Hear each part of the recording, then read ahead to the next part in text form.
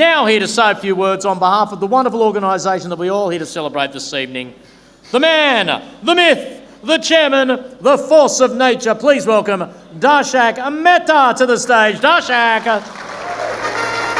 This is the 10 minutes I stretch out to 15 in Trump-like delusion and random rambling that you 550 whip-smart and generous souls have come to listen to me. By the way, who is Dennis Lilly?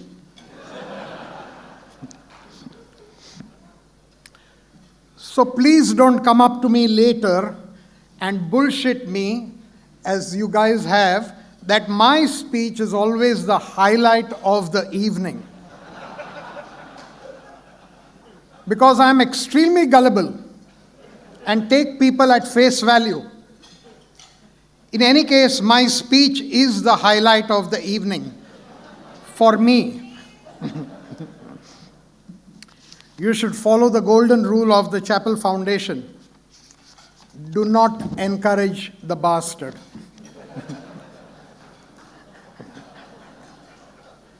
My dear friend Greg Chappell was even kind enough to tell me yesterday not to turn up today, as I had done F all and moreover had F all to do.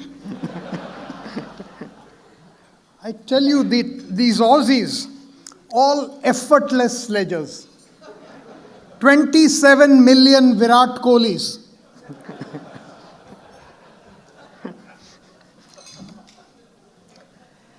Allow me to express my unabashed and admiration and salute some real heroes in this room.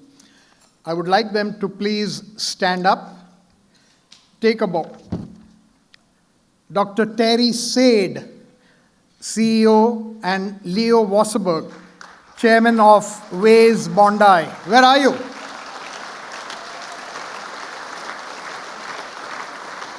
Stand up and stay standing like bad boys.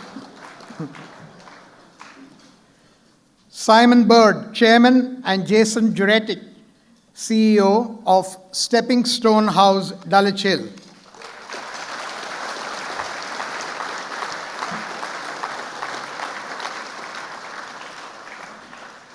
Marcus Watson, CEO of Backtrack, and Bernie Shakeshaft, the charismatic founder of Backtrack.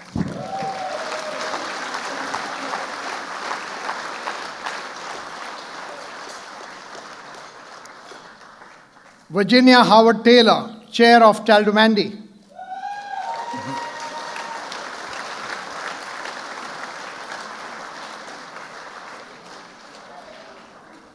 Megan Wilson, Chair of Coffee Brigade.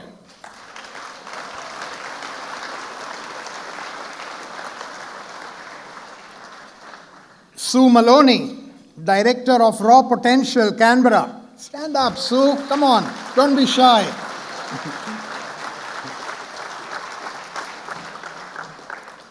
And Justine Gordon, CEO of Burdekin.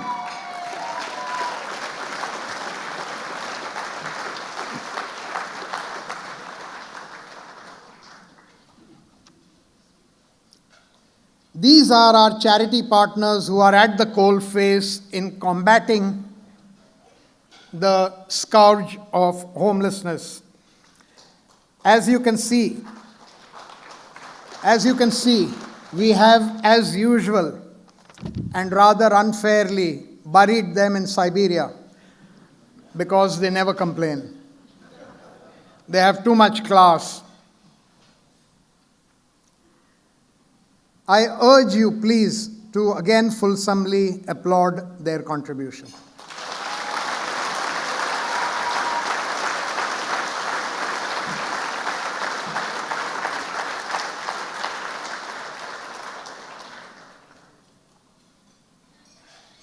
This is the point I start crying. The Chapel Foundation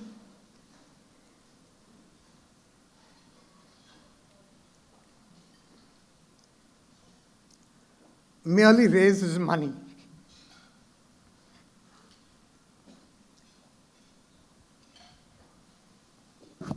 They change lives.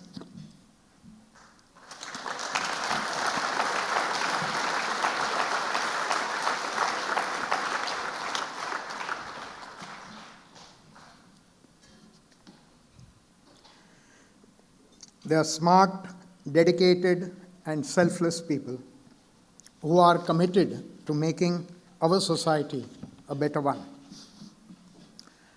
After ranting and raving for 7 years, I was struggling to find new material to entertain, sensationalize, provoke, and horrify you. So I reached out to most of these smart folks who you just felicitated, and I have shamelessly stolen some of their ideas and IP, and I'm passing them off as my own. Already, some of you folks have been drinking like your liver is on permanent vacation. So it'll be a very long evening if I bored you shitless with my solutions to youth homelessness. But I will say this. Who would have thought that the answer to homelessness lies in first building social housing? Duh. It must be E equal to MC square, because our leaders still haven't figured it out. Either that or the Einsteins have worked out that it is just too hard, so they all act concerned and wring their hands. The status quo ante is only going to see our streets increasingly inhabited by the homeless. Maybe they are waiting for permanent colonies, permanent tent colonies on Martin Place and feces on Macquarie Street. And I'm not exaggerating. Next time you are in San Francisco, check out Tenderloin, Fisherman's Wharf, or even Union Square. We need to build new public housing with a sense of desperation, not just urgency.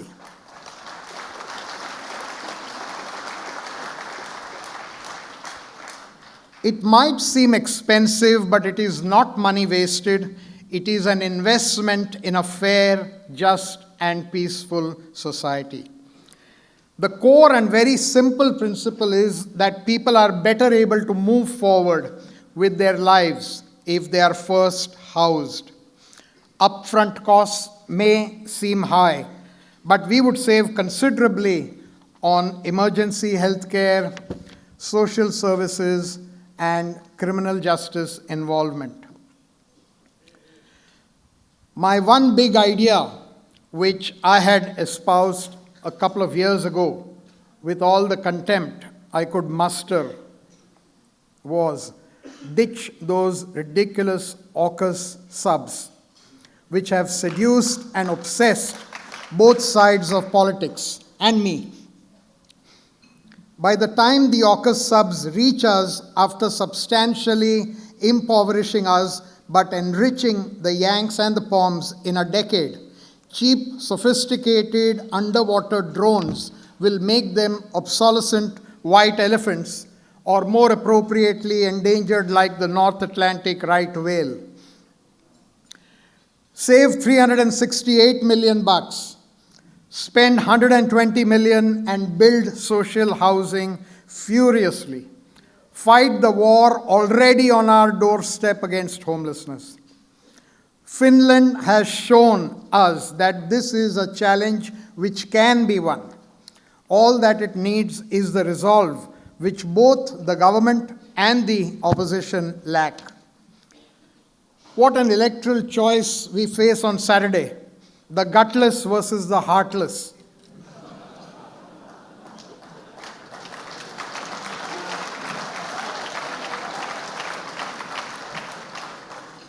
If ditching the subs is too hard to stomach, the government will have to grow the cojones to either ditch the generous negative gearing tax breaks and levy the resources super profit tax that former Treasury Secretary Ken Henry said we should 15 years ago. There simply is no other alternative to do this because increasing the VAT will be as hard as legislating 4 or 5 year parliamentary terms for our pusillanimous leaders. The time for band-aid solutions for this gaping wound of youth homelessness is long past, to quote Backtrack CEO Marcus Watson. I thank my board of directors for their fantastic, selfless, voluntary work. I ride on the shoulders of giants, and Greg, of course, is my bedrock at all times. I have done this altruistic shit for over 18 years. 10 at the LBW Trust and 8 here. And I'm hoping to walk into the sunset the moment we can find someone to hand over this baton to.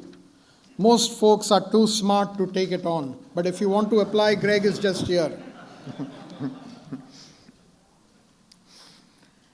I couldn't have done it without the forbearance of my heartthrob of 42 years, Alpana.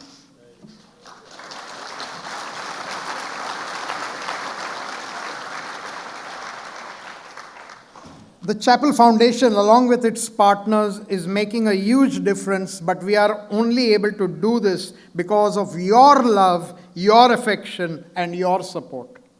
It means much more to us than you can ever imagine. So, a massive, massive thank you. I asked Grok for another way of saying, pay ridiculous prices for things you don't need, which I've been saying for 10 years ad nauseum. And Grok came up with splurge extravagantly on unnecessary items. To help you do that, here is McGrath auctioneer Mark Lyons.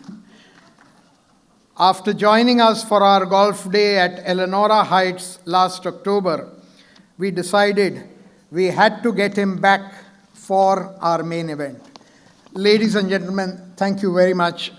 We couldn't do this without you. Greatly appreciate your help.